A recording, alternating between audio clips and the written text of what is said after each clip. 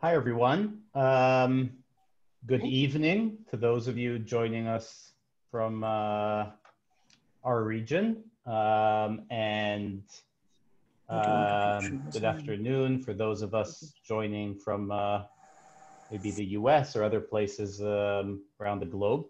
My name is Avner Gvaryahu. I'm the executive director of Breaking the Silence. Breaking the Silence is a group of former Israeli soldiers who have all served in the occupied territories and have come together to expose the reality of the occupation of these territories that we control by military might. I myself served as a paratrooper, served in a special ops unit, mostly around Nablus and Jenin, but in other places around the West Bank.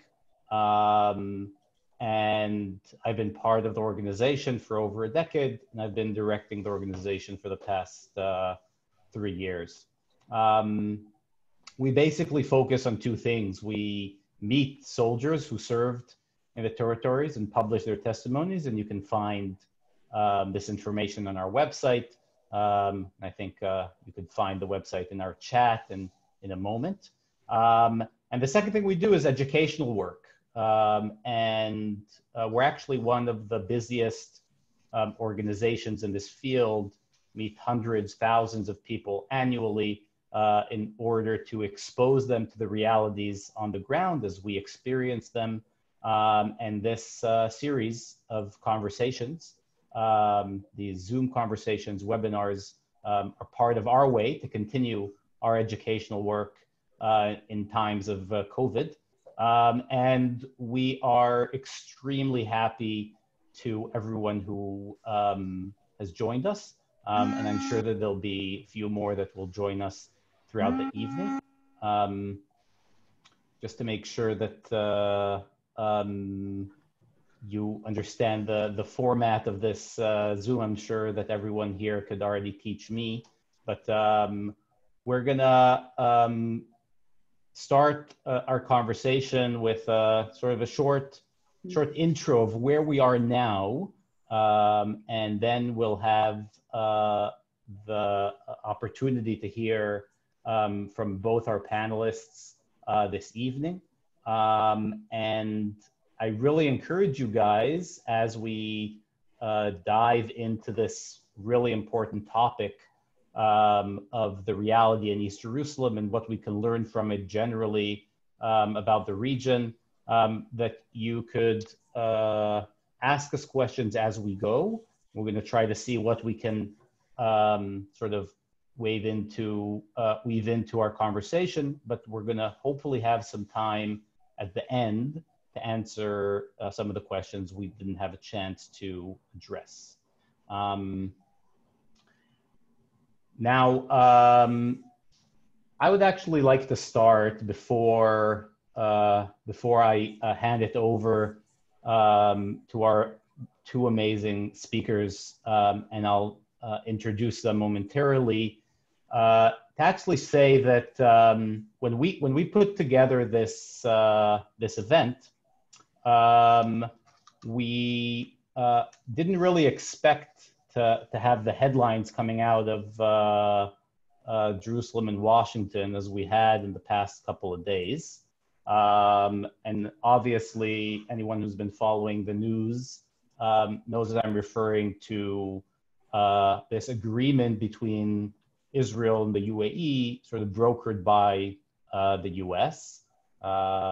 Is this a peace agreement? Is this an agreement that has already been under the table and is now above the table? I think we'll have a chance to hear about this a little bit, both from Judith and Nivin.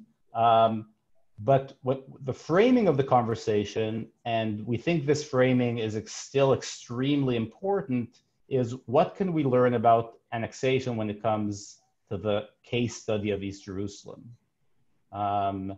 And both me, Yehudit, and Nivin talked about this before we had this evening, wondering is this still relevant? And I think that the case that we're going to try to argue this evening is that not only is it relevant, but it's crucial for us to continue to talk about it and see East Jerusalem as a case study.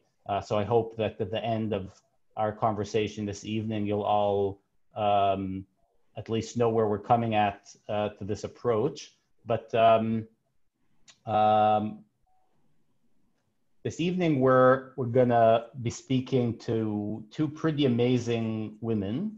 And we have the privilege to have with us Judith Oppenheimer, who for over a decade now has been the executive director of Iramim. Judith herself has a PhD in culture and literature from Judith, from Bar Ilan University. Am I saying this correctly? And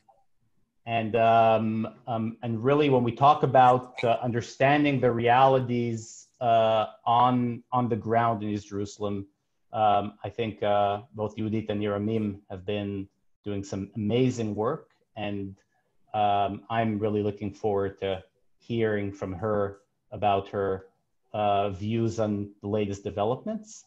And Nivin Sanduka. Nivin, am I pronouncing your last name correctly, or did I totally mispronounce it? You'll tell me in a second. But Nivin Sanduka, I'm not going to go through all her bio because it's extremely impressive. But just quickly, Nivin has been very active in East Jerusalem and is really an expert in program development, management, peace building, and currently works with the German Association of Development Corporation and runs a grassroots initiative called Judy, and has been working with multiple organizations on the ground, was one of the co-directors of IPRI. Really it's a pleasure and an honor to have both of them with us this evening. Before we dive into sort of our main topic today, and sort of I think the question that many of us are asking ourselves, sort of in the wake of the latest developments, which is the issue of annexation. I actually want to start with reading you guys a part of a document that was written way back then in the mid-90s. This document is called A Clean Break, a New Strategy for Securing the Realm. And it was actually a document written, from what we understand, was written for Netanyahu when he was just elected for his first term. This is sort of a policy, a pretty short policy paper with a list of topics and suggestions for the new Israeli government, and touches a lot of new issues. The economical issue, which was really what Netanyahu spearheaded in his first term as prime minister. Some will, I believe, rightfully so, challenge him on it, but that was definitely one of his important points, something that they mention here, the geopolitical situation in the Middle East, which is something they bring up, and suggestions. But I think the most interesting element in this document, which I believe ties into this agreement with the UAE, is a suggestion that they have for the Israeli-Palestinian conflict. And it goes like this. Ultimately, Israel can do more than simply manage the Arab-Israeli conflict through war. No amount of weapons or victories will grant Israel the peace it seeks. When Israel is on sound economic footing and is free, powerful, and healthy internally, it will no longer simply manage the Arab-Israeli conflict. it will transcend it. It will transcend the conflict. And I think for those of us, I would imagine that many in the conversation here are part of this movement, political movement or political camp who is actively trying to challenge the occupation and address this reality of violation of human rights and ongoing lack of dignity for millions. Looking at this UAE agreement, we can, I believe, see part of Netanyahu's attempt to transcend the conflict and not to address the Palestinians, but to actually address neighboring countries to ignore Palestinian cause, or perhaps maybe some would see this as an opportunity. And if it's okay, Judith, I'd like to actually start with you.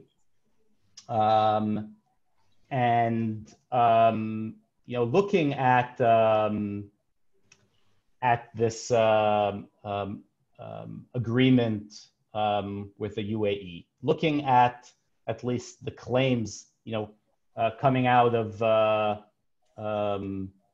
Jerusalem and Washington vis-a-vis formal or de jure annexation.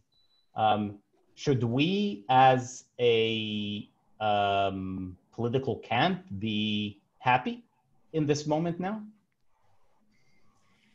Thank you, Avner. Just a few words about Iramim to those of you who meet Iramim for the first time. It's a joint evening by Iramim and Breaking the Silence. And Iramim is an Israeli organization that focuses on Jerusalem, entirely on Jerusalem as a core issue of the Israeli-Palestinian conflict, with the double goal of to help promote the condition for an agreed upon solution in Jerusalem as the shared capitals of two states and of two people. And also we work on the many human rights issues that are impacted by the conflict in Jerusalem on the everyday basis. We use public advocacy, legal advocacy, public outreach. We also have many people on our study tools and courses and lectures on Jerusalem, and we are almost as busy as Breaking the Silence, and they are almost as busy as we are. So for your question, Avner, there is a small hesitation in me, like as if we are sort of fall into kind of an expected trap to say that we are always unhappy, and if Netanyahu initiates something, we're supposed to be unhappy. But this is not the point. I would like to start from your excellent quotation about transcending the conflict without actually speaking with the Palestinians and without seeing the Palestinians as de facto to negotiate with, and instead to negotiate a kind of agreements above the heads of Palestinians. And this is what we have here, that is not an isolated an event, but rather is a part of a steady policies that we have seen over the years, and particularly in the last term of Netanyahu before and this one. What we have seen in the past, I would say, in the turn of this decade and more towards the end, the end of this decade, a shift of policy, of paradigm in Israeli policy from managing the conflict, which was problematic on its own, which is characterized the Israeli policy since the Second Intifada, namely no to two-state solution, no to solving the problem, the conflict, and no to the Palestinian as a partner. We have been trying to, Israel has been trying to eliminate the Palestinian as a partner, and assuming that the conflict can be managed, and we better off by managing the conflict rather than resolving the conflict. This was very problematic on its own. But what we have seen recently in the past few years, and the Trump plan is the culmination of this paradigm, of this attitude, is moving from managing the conflict to Israel pushing to determine the terms of the end game of the conflict unilaterally, solely according to the interest of the right wing in Israel, so solely unilaterally, as Israel is the only force in this scene, and Israel is strong enough to determine the terms of the end game without the Palestinians. And the Palestinian has to accept what it is, what is there. And on the one hand, in a way, we should be sort of happy that the issue of annexation has been postponed, and I would say postponed. It was not entirely removed from the table. And we will talk later about, has it really been postponed from the table? But the main thing is, two things are the main issues here. One is the continuous elimination of the Palestinian as a factor here in the region.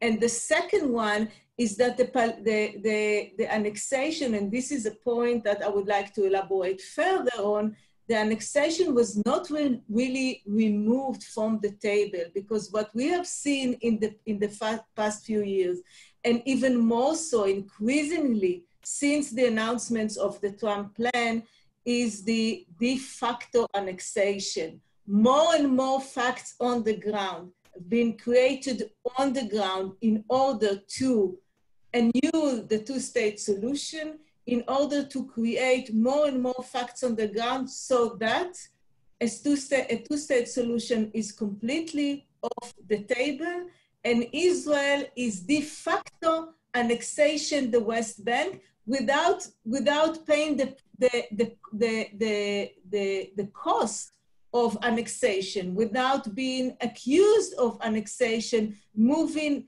gradually to de facto annexation. Therefore, the issue of annexation is not at all removed from the table.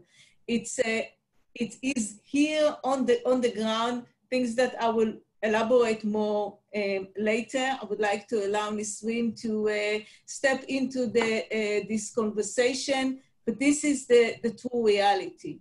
Yeah, I mean, what we'll hear soon about, I think one of your latest and most important campaigns, especially now when this issue of annexation on the table, off the table. I don't know if you had the chance to see the press conference from the White House, where Trump and Friedman were talking about the annexation on the table, off the table, on the table. I think those of us following the reality on the ground understand how the bulldozers are on the table, and that's really what counts.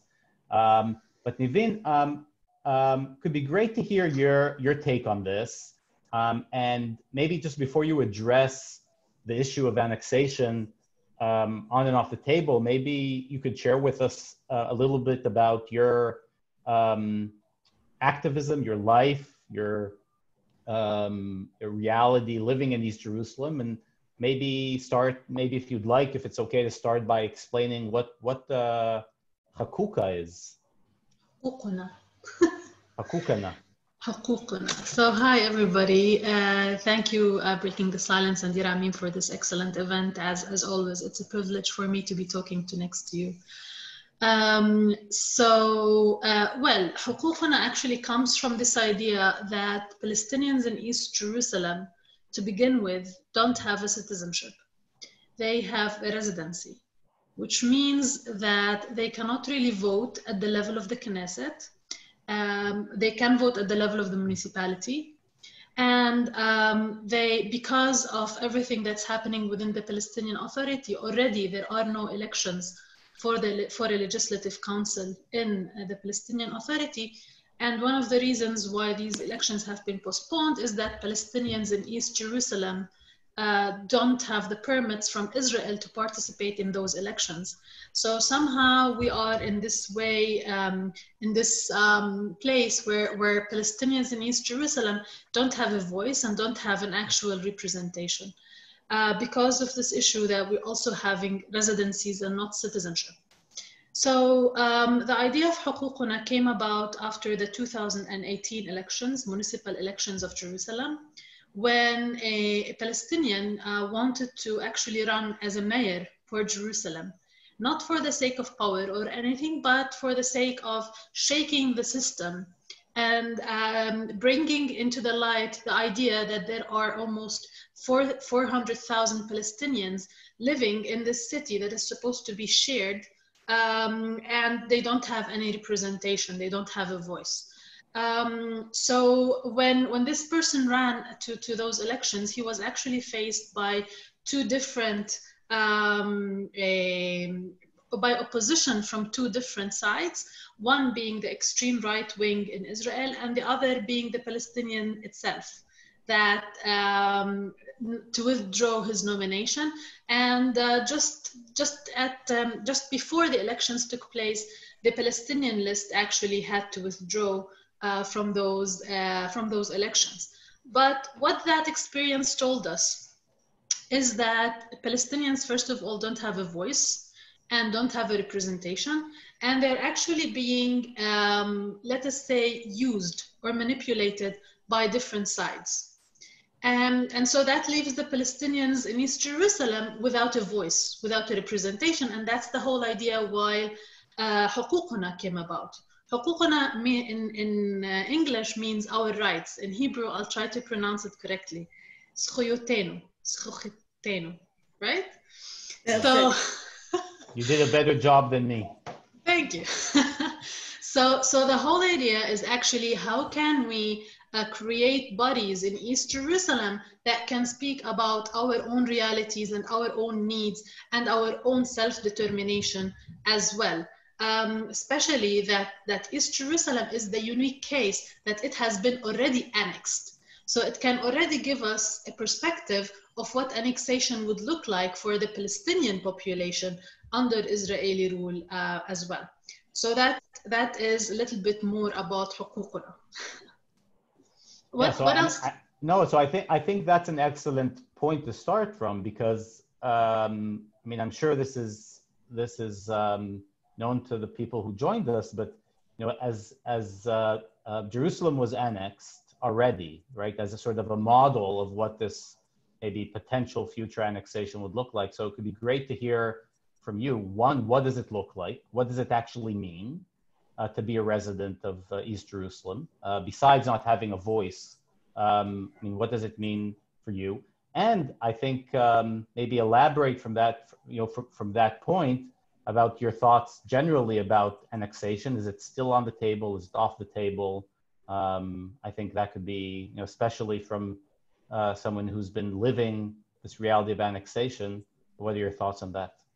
Okay, so I'll start with the on the table, off the table kind of thing. I always say that it's true that we always say that East Jerusalem, that the West Bank is under occupation, but I fully agree that throughout these different years there has always been facts on the ground preparing for the annexation. So it's already been happening under occupation. And I always like to call it, it's kind of like coming out of the closet. So kind of like, yeah, we've been doing it, you know, de facto, but we really don't want to mention it, but we're doing it. But then now suddenly it's there and everybody's talking about it. And of course, I fully agree with Judith that it's actually something that's been just postponed. It was played as a card, a power card to bring more power to Prime Minister Netanyahu, but definitely it's still ongoing. And just from an Arabic perspective, to say that this agreement between the Emiratis and Israel stopped annexation is just kind of like giving painkillers to the Palestinians, and kind of like they just wanted an excuse. They know very well that it's still ongoing, but they wanted an excuse to give to the Palestinians for signing this agreement. This is my own personal take on it. Now, what does that mean for Palestinian living here? So basically, as I mentioned, we have almost 400,000 Palestinians in East Jerusalem that make up almost 39% of the population of the Greater Jerusalem. And more than 150,000 live beyond the separation barrier, yet they are Jerusalemites, but they are separated from the rest of Jerusalem by a wall. It means that, first of all, we have less rights, as I mentioned, because we're not citizens, we are residents. It means that we are treated as second or third class citizens in a sense of services provided. We pay the same taxes as an Israeli would in a settlement or in East Jerusalem. In West Jerusalem, we pay the same taxes, but we don't get almost half the services that West Jerusalem gets. In terms of cleanliness, in terms of municipality services as well, number of health clinics, number of governmental offices that we get, it's all less, you know, than the ones that are offered to West Jerusalem. Now, all of that is still, you know, with a little bit of advocacy, we can advocate for better rights. But this is not the real issue that is also very demanding in East Jerusalem right now. I think it is more the implications of that on the social life and the security of the people who live there. So first of all, being a Palestinian in East Jerusalem, it means that you are an immediate suspect. And the latest case we saw with the autistic young man who was killed in East Jerusalem simply because he didn't obey the police.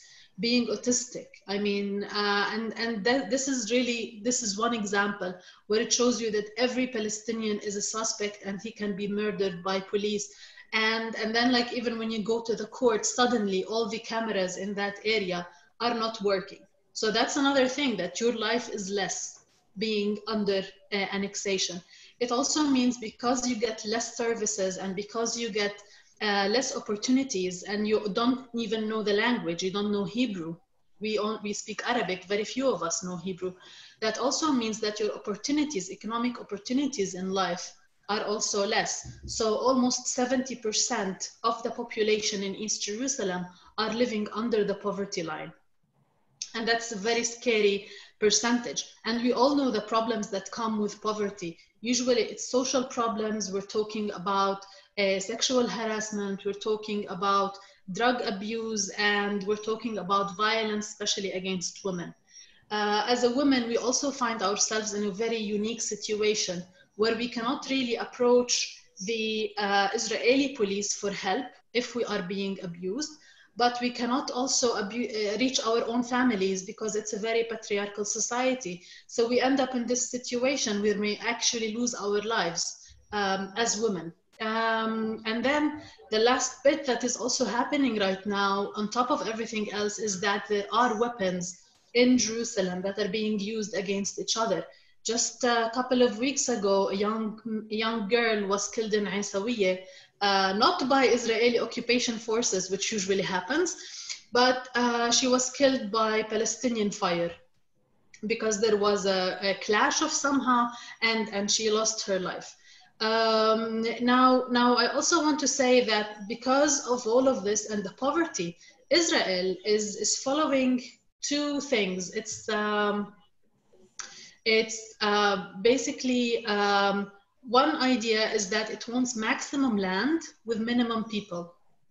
And that is why we find most of the Palestinians, the most crowded places, are actually living behind the separation wall, even though they have the Jerusalem residency card.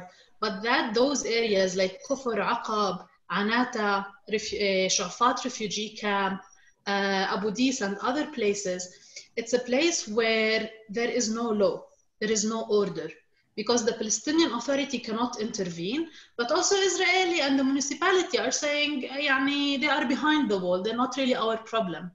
So you will see a lack of organization, weapons, drugs, kind of like different mafias between each other that everybody's taking the law with their own hands. And then you also have this issue because of the lack of education and because of the lack of land, you see more people living in crowded little houses, because obviously we want maximum land, minimum people. So there haven't been any new neighborhoods that are being built specifically for the Palestinian population in East Jerusalem. We're being put in our own enclaves that is maximum population in very small land, which means we also have a very high rate of early marriage, very high rate of dropout from school, because that's the other thing. The second thing, we provide cheap labor for Israel. Most of the labor that goes to West Jerusalem and Israel, even though it comes from the West Bank, but also Palestinians provide this with respect to all the jobs, of course. But I'm talking about those jobs that does not require proper education. You're talking about truck drivers, cleaning, supermarkets, you know, the daily things, which you see Israelis don't usually take these jobs. It's the Palestinians and the other underprivileged groups as well. So that's I tried to kind of bring it all together, but I'll stop here. No, it was excellent, and there's really so much more to hear. And I know that this is really just the tip of the iceberg. And Judith, I know that Iramim has some excellent information about this and has done work on a lot of these issues. And it'd be great if you'd like to address that. But I'd also like to hear from you about not only like I think being described in such an eloquent way, the effect of the annexation on Palestinians of East Jerusalem and their lack of inequality and intensified policing, as we've seen in many cases just recently around in Isawiya. But I think in a larger picture, the entrenchment of annexation, and I think there's no better example, I think, than your latest campaign around E1. So if you'd like to sort of start with that, that could be great, and then we could maybe talk about some of the other issues that Nivin addressed. That's not the question. No, thank you. It's hard to speak after Nivin. She leaves us without a breath. Breathless. I think that what Nivin described in such an eloquent way is exactly the situation of annexation that took place in '67, when Israel occupied the entire West Bank and annexed East Jerusalem, while the rest of the West Bank remain under the title of occupied territories. By the way, until this very moment, the only area in the West Bank that was formally annexed to Israel is East Jerusalem, and it was annexed to Israel in '67. Now, it means 50 years ago, and the situation that Nivin has just described and is not a temporal situation, is not a situation of in between until it is resolved, you know, something like that. No, it's exactly the policy of annexation, exactly as Nivin described it. Israel wanted as much as land of East Jerusalem, expanded East Jerusalem, but without its people. And since '67, the Israeli policy is all about pushing out Palestinians from the city in all sorts of ways, containing those that cannot be pushed out, but displacing as many Palestinians as possible, but with a range of policies. And this is the face of annexation. This is the area that was annexed to Israel 50 years ago, and this is what is going on there. By the way, Naveen described the situation of, which is, I think, very, very courageous, about, you know, trying to encourage to run for the municipal election. And it's a great taboo in the Palestinian society. But even this kind of possibility for East Jerusalemites to run for municipal election, not for national election, is limited because when Aziz, Niveen's political partner, that he joined her in this initiative, he decided to challenge the authorities. He decided to run for mayor, which is Palestinians can run for the municipalities, but cannot run for mayors because the law insists that only a person with Israeli citizenship can run for mayor. So they can run for the municipality, but not for mayor. This is all the face of occupation. Now, with the offer of annexation, with the Trump plan, when it was announced, it actually gave us a kosher certificate for annexation. It became very clear that the center of annexation would be Greater Jerusalem. And when I talk about Greater Jerusalem, I mean the 3 blocks of settlements around Jerusalem. Maybe Rachel can share the map with us. She's here? Never mind.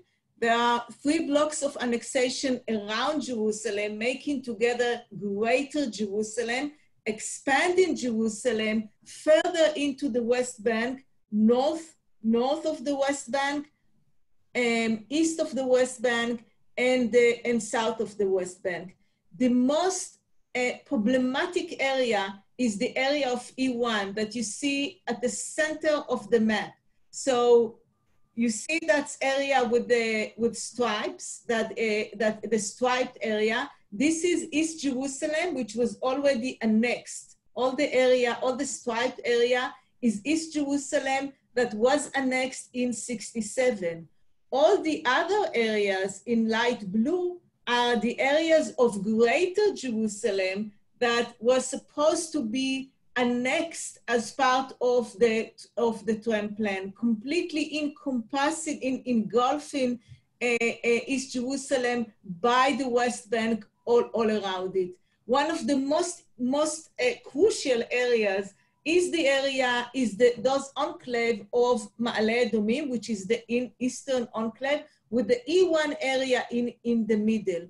As you can see, this area is in the middle of the West Bank. If Israel annexed the Ma'ale Adumim block, a settlement block, then it creates a huge barrier in the middle of the West Bank, splitting the West Bank into 2 and not allowing the necessary contiguity for a viable Palestinian state.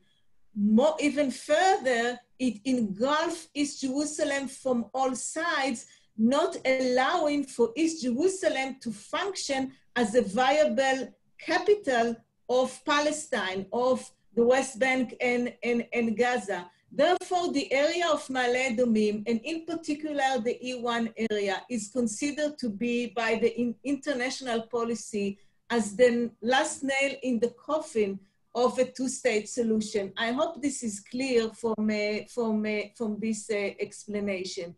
Now, the E1 area has been a red line in international policy for almost decades now. And Israel refrained from building in the E1 area until this very moment. And it was watched very, very carefully by the international community. But immediately after the announcement of the Trump plan, immediately after, Israel announced the promotion and actually did take few planning and legal steps to promote construction in the E1 area. Actually, the 28th of August is the last date for the submission of objection to the E1, to the plans, to the building plans in the E1 area, which is a very advanced stage in the process. All these steps are steps, like I said before, that Israel refrained from promoting until the announcement of the Trump plan, making it very clear that that with the announcement of the Trump plan, Israel was given a green line by the U.S. administration to promote plans to promote a construction plan in E1 area, showing us the very close link between formal annexation and de facto annexation.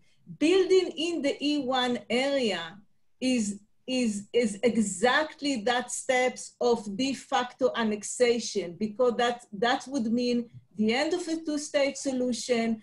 That would mean Israel control of the entire West Bank.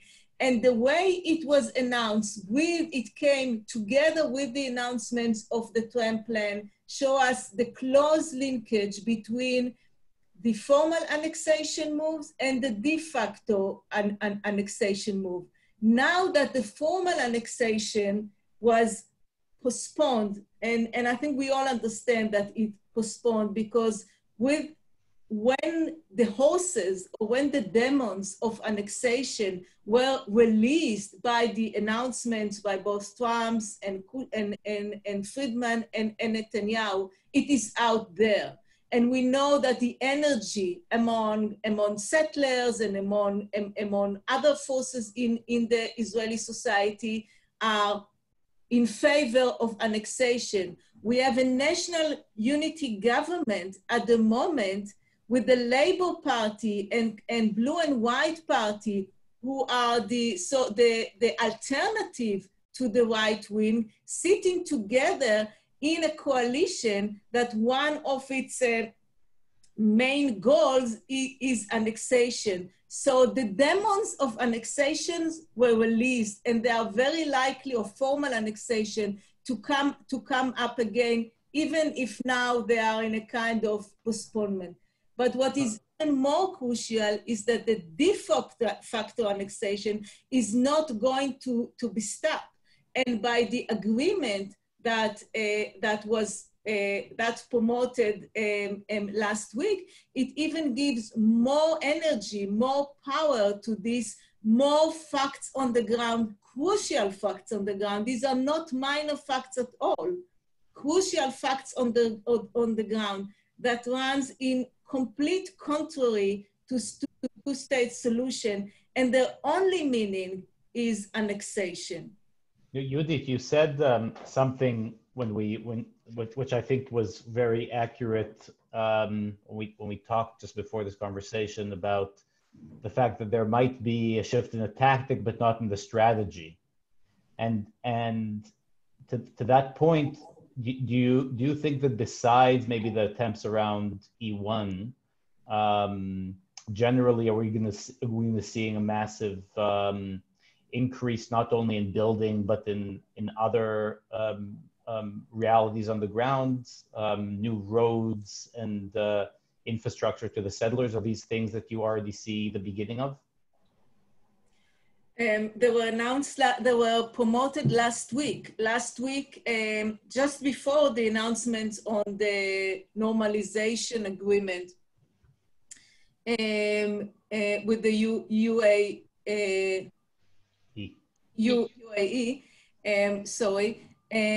Just before that, the civil administration, which is a branch of the occupation of the military administration of the occupation, pushed forward, promoted plans, huge plan for words that will lead, will increase increase the infrastructure of the world infrastructure in the West Bank, particularly in this area of Greater Jerusalem, further connecting these enclaves, the northern one and the southern one, further connecting them to Jerusalem and increasing this integrality of Greater Jerusalem. Now think about the moment. First of all, just before this agreement was announced, at the middle of the coronavirus crisis, when just today we heard that Israeli economy shrink by, if this continues, would shrink by the end of the year about a third of the Israeli economy is about to shrink. So many people are unemployed, looking about their future, not knowing how to provide for the families. At the same time, Israel is promoting a construction plan, world construction plan that would cost milliards of shekels, and continue to promote this is another huge step of de facto annexation. So it leads us to at the time that at the time that so many people in Israel are suffering by the corona, and money should be devoted to help people that suffer from the economic crisis, the de facto occupation, annexation is moving as if we are in a normal time. And all these moves have been accelerated since the announcements of the Trump plan. We haven't seen such acceleration of facts on the ground for a very, very long time. It's very clear, like in the E1 case, it's very clear that a green line has been given from the US government for Israel to promote this plan. So annexation is here, whether it's in the format of de facto annexation or formal annexation. And maybe we can devote some of our left time for today also to discuss the implications of all this. Yeah, so I think maybe just exactly to continue that, and for everyone who's with us, if you could start sort of addressing some of your questions in the chat, and then we'll see how we can address them in the time we have left.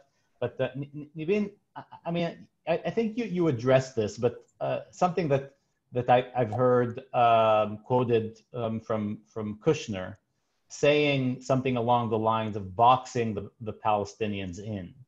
And I think he was referring to boxing Palestinians in diplomatically. But I think part of what you described, and I think this is something we see all over the West Bank, this process of really closing Palestinians in what I would call sort of Bantustans, right? These sort of semi-states in the South African apartheid regime. And I think the de facto or de jure annexation is basically doing this process exactly. And I wonder, Nivin, where do you see this going from your perspective? And maybe also if you could add, after, where do you see this going? What do you think we should do at this moment? Yeah, thank you. So just to add an important point to everything that's happening in E1, I just wanted to clarify that E1 area is not an abandoned area. It's not land that is empty. There are Palestinian communities that have been living in E1, and they're actually being displaced.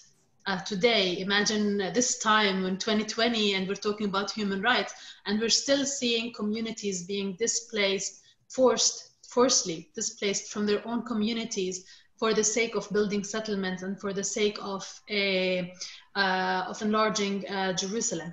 So if I may go back to the Oslo Accords a little bit back, and if we look at the agreement, the Oslo itself, how it just divided the West Bank into Area A, B, and C. So Area A under full Palestinian control, which is like the major cities, Ramallah, Hebron, Bethlehem, you know, the big cities. But then Area C is what is really important. So Area C is where it is considered to be the food basket for the rest of the West Bank. It's agricultural land. It is considered to be the land where there is water aquifers. So even for the future, it is the much needed water is in Area C. And it is the same area that is now being spoken about, that it's being annexed. Of course, as I mentioned earlier, and as also mentioned, there are facts on the ground, and I would like to stress that the green light was given to annex those areas de facto. And how do we see that? We see it by these communities that live in those places are not allowed to expand, are not allowed to use their own resources. More and more limitations are put on their movement and on their accessibility to their own land. And then we see also more demolitions of houses and much needed infrastructure in those areas as well, in Area C that are being annexed de facto.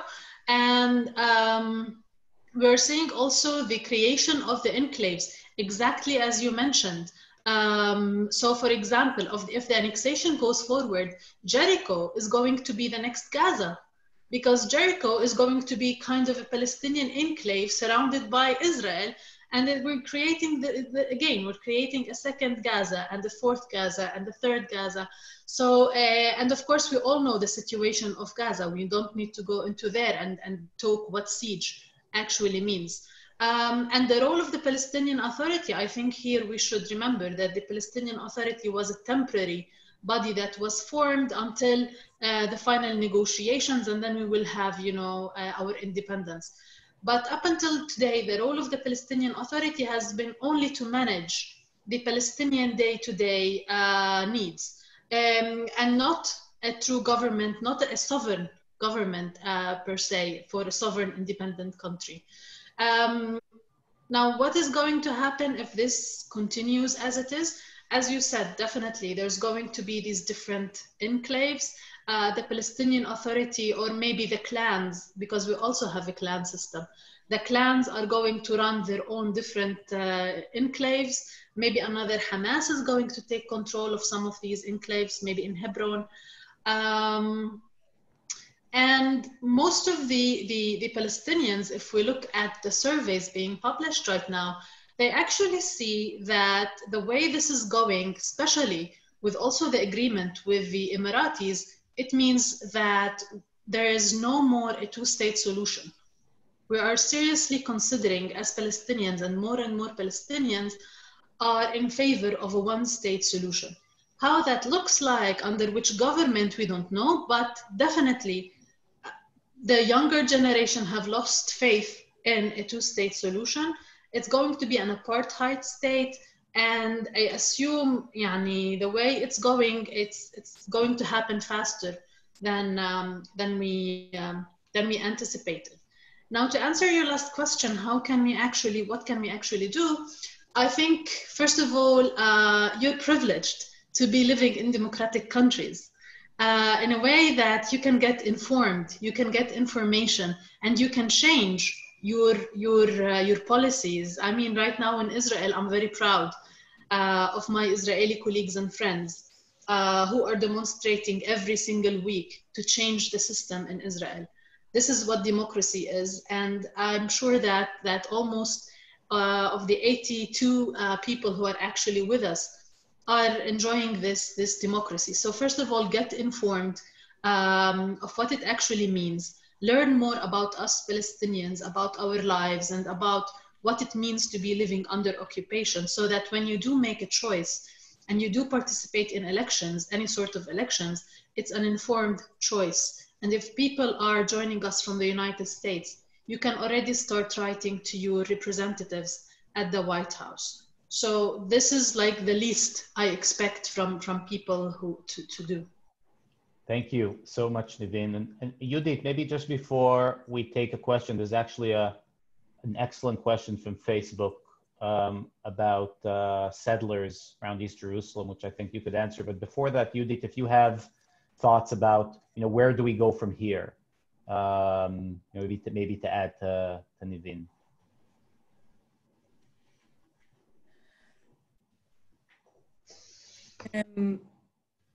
I join everything Nivin said, and thank you for mentioning the Bedouin communities in the E1 area, just to make sense to the people listening, because we use so many details. So Khan al-Ahmar, a very famous Bedouin Palestinian community at the risk of displacement, is located exactly there in the E1 area, very, very close to the area, to those construction plans that are to be promoted. So thank you, Nivin, for mentioning that. Yes, it is about displacement of Palestinian communities living in the areas. And I would use the case of Khan al-Ahmar, because Khan al-Ahmar is a very unique case. It's a small community. It's a very, very small community living in a sort of an isolated place. And yet the story of Khan al-Ahmar became like a symbol of Palestinian resistance. And I think there was a combination of, first of all, a very brave and courageous and determined community, and a combined effort by both the Palestinian Authority, the international community, and also of Israeli organization and activists, who all gathered together and managed to make Khan al-Ahmar as a symbol of Palestinian resistance. And we have to learn more from this case, as we need many, many Khan al-Ahmar with the same devotion, not only of the Palestinian communities themselves, but they need all the support from all around. So yes, please tell the story of Khan al-Ahmar, and please tell the story of other Palestinian communities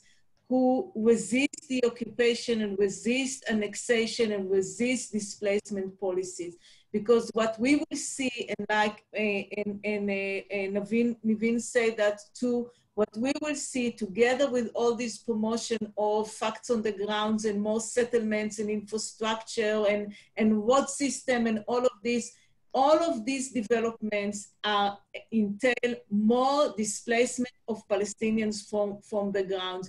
We should have no doubt about that, and we see it more and more and more. And if we look at the map of the one that we showed before, the map of annexation, we exactly see how more annexed areas to Israel means displacements of more Palestinians and the fragmentation of the Palestinian space. So even those communities who remain in place are completely cut off from other communities, from their urban centers, and from the rest of the West Bank. So why it will lead to an apartheid state? Exactly because of that, because it creates the fragmentation of the Palestinian space. No way of connecting between villages and the urban centers and the main cities. And it does not allow the necessary contiguity for a viable Palestinian state, in which E1 is only one case, a very big one, but only one case. So we have to resist it in any way possible, and I very much join Nivin in her call. And I think we also have to engage in a new imagining of shared life between Israelis and Palestinians, those who believe, whether in the Ayn I do believe in two states, in two-state solution, because I believe that one state, and it will maybe for another 100 years, means an apartheid state. We actually rushing into kind of a one regime in a situation, and it more is more like, it looks like an apartheid state. But we have to acknowledge and to make visible all those even small areas of shared life between Palestinians and Israelis.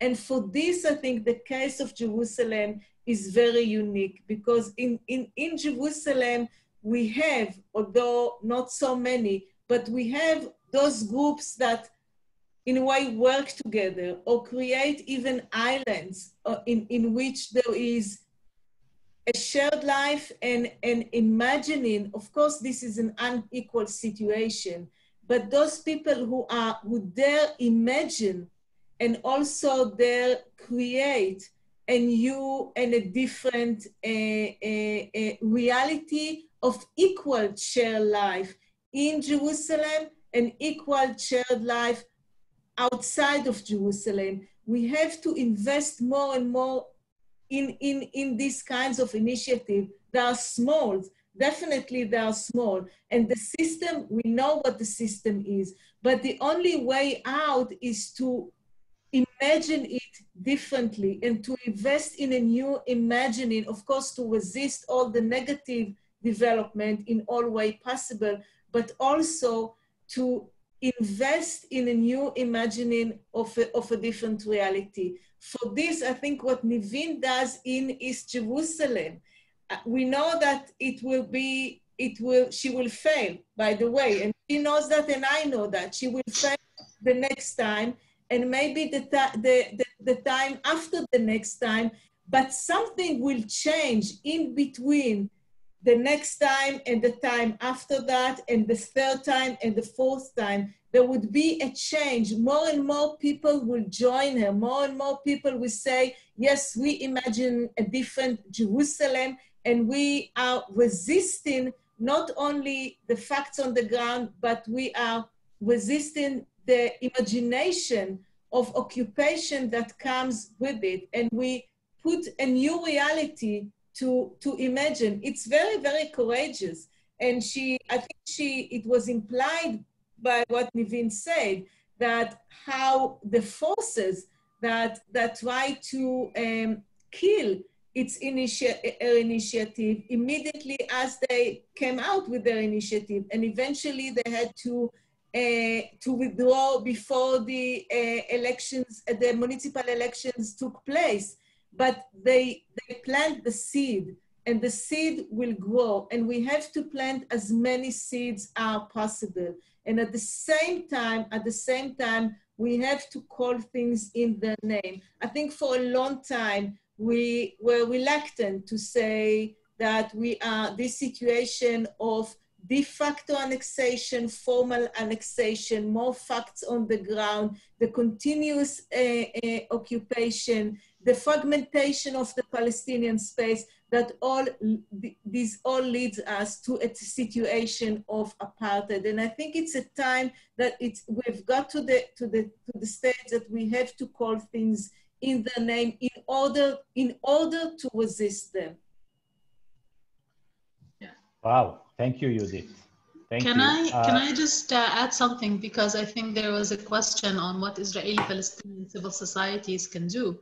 And I think here it's very important to remember that we're living in a shrinking space. So whoever is trying to bring a different reality, whoever is trying to criticize the occupation in terms of civil society organizations, in Israel, we are seeing more and more policies are put on the ground to kind of like limit the work of those organizations, and how the society views those people as lefties and traitors. While in Palestine, it's the same thing. It's not easy to come and say, we're trying to create bridges, we're trying to talk with Israelis about our rights, because then we are viewed as the normalizers and normalization.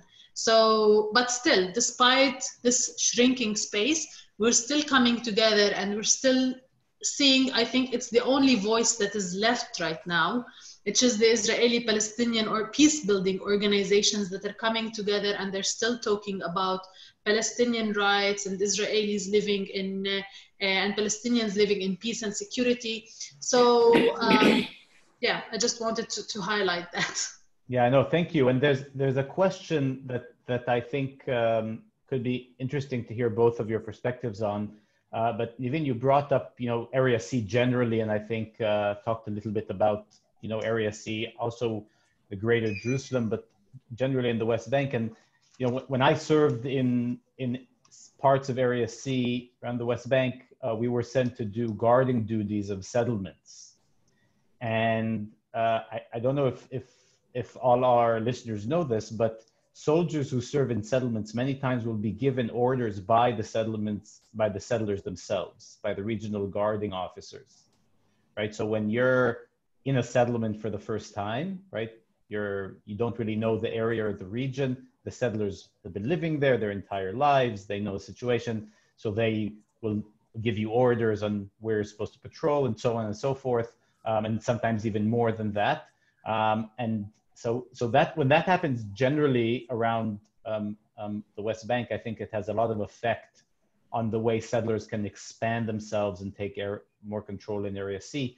But how does that play out in East Jerusalem? And one of the questions that we got from one of our participants is how does this actually play out in the power that the settlers have in East Jerusalem, places like Silwan or City of David, as they call it, and what could be done, if at all, to counter that. So maybe Judith, if you could address that, and then Nivin, if you'd like to add as well. Well, in Jerusalem, actually, there was in last Friday, an article was published by Ziva Sternhal, a very bright and courageous op-ed, in which she called the settlers' activities in Silwan and around Silwan, and particularly the one that ran by the Elad Settler Organization, but it's true also for the Ateret Kohanim Settler Organization. She called it the deep state of Elad. So, and I think it's a very powerful statement and a very true one.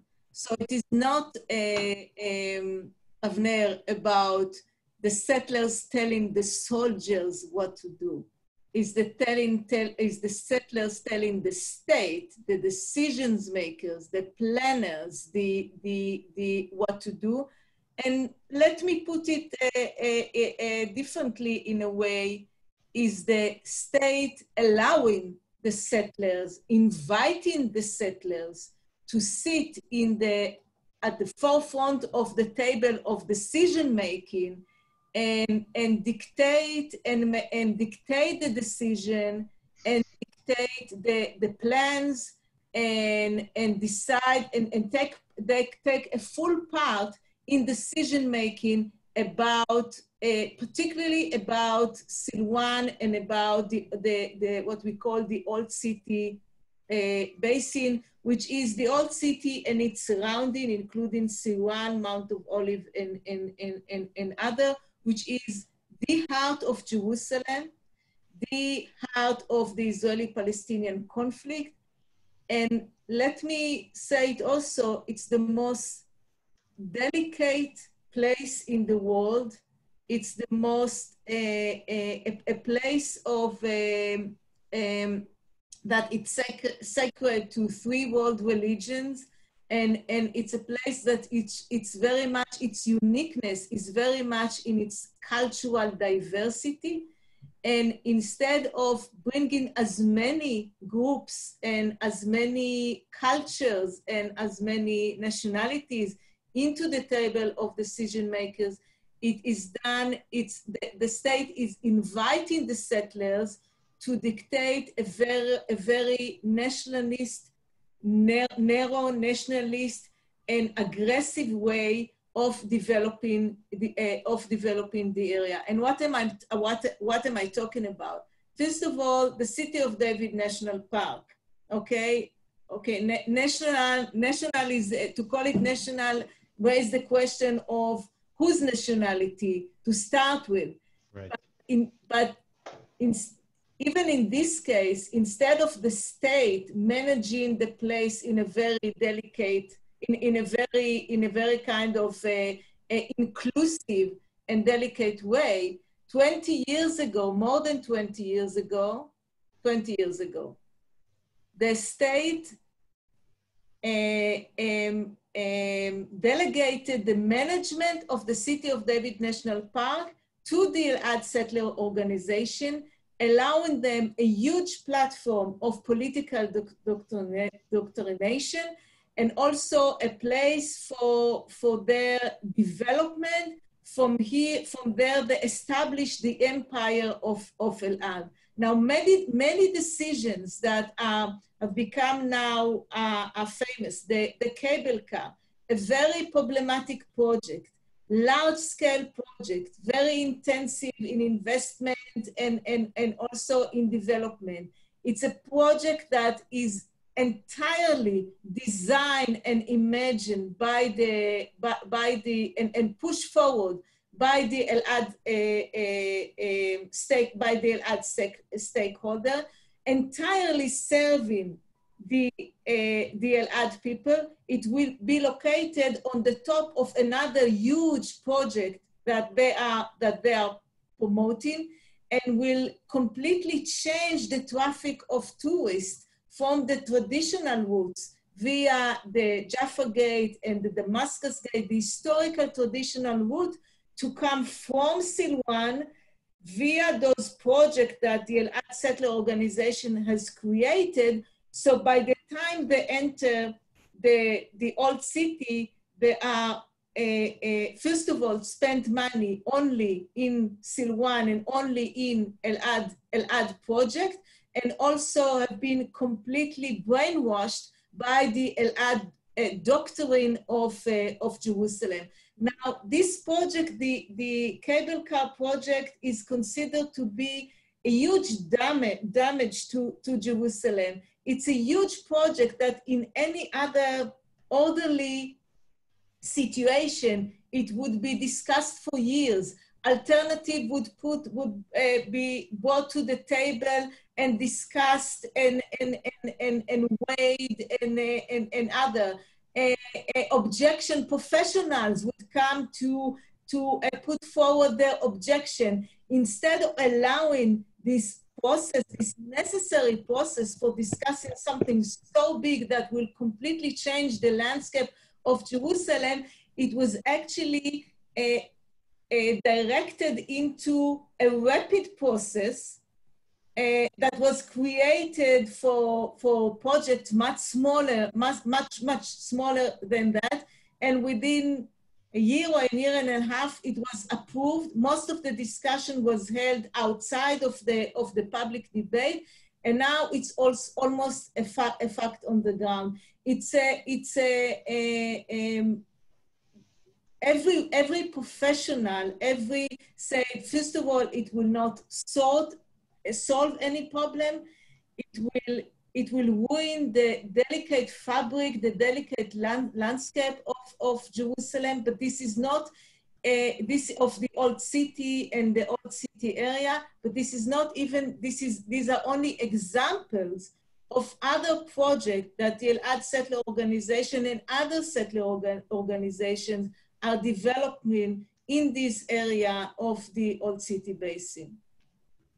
Thank you, Judith. And I think we'll take last question, Niveen. And you'd like to address this question about shared communities? Yeah, sure. So let's just repeat the question. Are there any communities that have both Palestinians and Israelis living amongst them? Are there plans to set up one like that? So take it away. Sure. So to begin with, yes, there are. In Israel, definitely, you can see that in Haifa. So Haifa is considered to be the city of coexistence, even though the Palestinians who live there have a citizenship, but still they also face more or less racism, not from their, let us say, neighborhoods, but from the government itself and from the policies itself. Now, in Jerusalem, there are no such places. You can see settlers, enclaves of settlers in Palestinian cities, in Palestinian towns. So, for example, if you look at the Tur, it's a Palestinian community, and suddenly you will find one or two buildings with an Israeli flag protected by Israeli soldiers, lots of surveillance cameras, and they are settlers communities. And instead of coming with peace and love, they usually come with a lot of hatred towards the Palestinians, and of course they're being protected by the Israeli government. The same thing happens in the old city of Jerusalem. You will hear multiple stories of attacks by children, usually from all sides towards each other. And this is supposed to be a shared place, a shared community. There are nevertheless good examples of neighborhoods, like I forgot what's the name of that community, but there is a project called the Good Neighborhood Project, where Israelis are working with Palestinians to, for example, teach them Hebrew. Palestinians are working with Israelis to teach them Arabic. They share the same street, and the community itself over there said, we don't want to play in the hands of the government. We want to be different. We want to live and we want to share the space equally with our neighbors. There's also another neighborhood, which is Wahat al-Salam. And Wahat al-Salam is a Palestinian-Israeli community. And I think it's also based or built on these values of equity and sharing the values as well. You can find schools like the Hand in Hand school that teaches both the Palestinian and the Israeli narrative, as well, the history, the identity of both, and they respect each other, in a sense that this is what we have both been through. And in Jerusalem, unfortunately, there's only one school for Hand in Hand, even though it is supposed to be a shared city, but the municipality itself doesn't want to have other branches of the Hand in Hand. And correct me, Judith, if I'm wrong about this. This is information that I have, that the municipality itself really can have more schools like the Hand in Hand school. It doesn't.